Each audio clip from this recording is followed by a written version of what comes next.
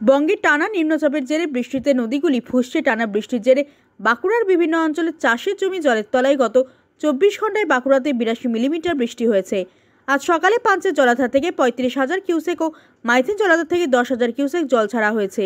অন্যদিকে দুর্গাপুর ব্যারেজ সংলগ্ন মানাচরে অধিকাংশ চাষের জমিতে জল জমে যাওয়ায় ধান, সবজি, ফুল চাষে প্রচন্ড ক্ষতি হয়েছে। ঠিক আছে, থাক পরে বানু 10টার মধ্যে চলে যাবে, দিয়ে দেবো। হয়ে যাবো তাই তো কইছে। আসে ঘুরে আমরা ঘুরে ঠিক আছে।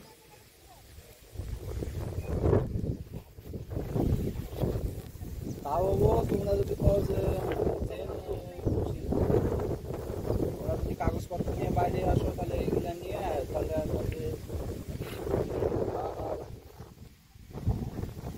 না না কাগজ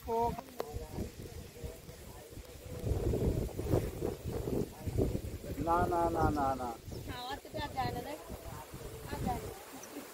ওগুলো তো তোমরা নিয়ে চলে আসো।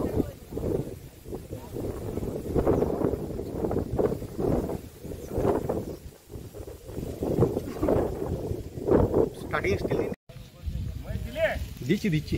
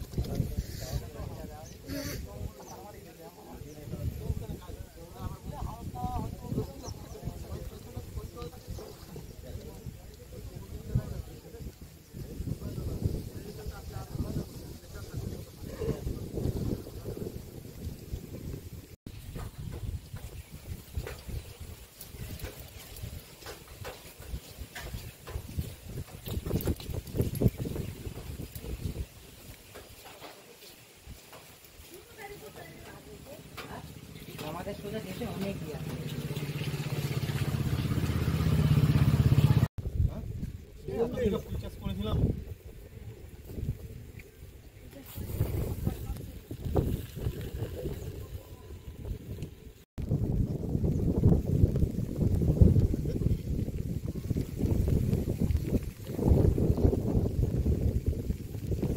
আমার 1 বিঘে জায়গা ফুল চাষ করেছিলাম। তো ফুলটা ভেবেছিলাম পুজোতে একটু মানে পয়সা পাবো, কিন্তু এই যা দুর্যোগ বৃষ্টিতে আমাদের মানে প্রচুর ক্ষয়ক্ষতি হয়ে গেছে।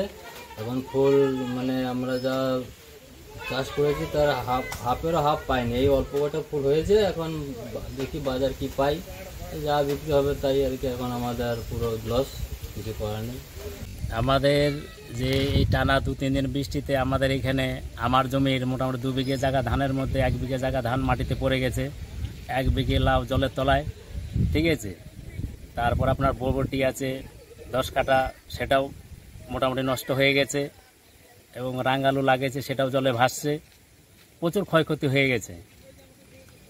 আর এখন আমরা কি করে বাঁচবো সেটাই তো সমস্যার ব্যাপার। আমরা তো চাষি লোক, আমাদের চাষের উপরে সব কিছু। টানা 3 দিনের বৃষ্টিতে ওই ধান ফানগুলো সব নষ্ট হয়ে গেছে, ফুল আছে ফুলগুলো নষ্ট হয়ে গেছে, সব ডুবে গেছে, সব ভেঙে চুরে পড়ে গেছে আর কি জমিতে। আর বৃষ্টি তো এত প্রচুর পরিমাণে তো বৃষ্টি দেখতেই পাচ্ছেন যে এতটা জায়গা ফুল লাগানো, 10 কাঠার মতো ফুল লাগানো, আবার ওইখানে আছে 10 কাঠার মানে বেশি ফুল হবে, বরবটি আছে, লাউ আছে, ফুল আছে। তো বৃষ্টিটা তো দেখতেই পাচ্ছেন, সব এই গাছ ভেঙে চুরে ফুল টুল সব নষ্ট হয়ে গেছে। যে কি করব, এই ফুল তুলতেও তো আমাদের অসুবিধে। সামনে তো পুজো।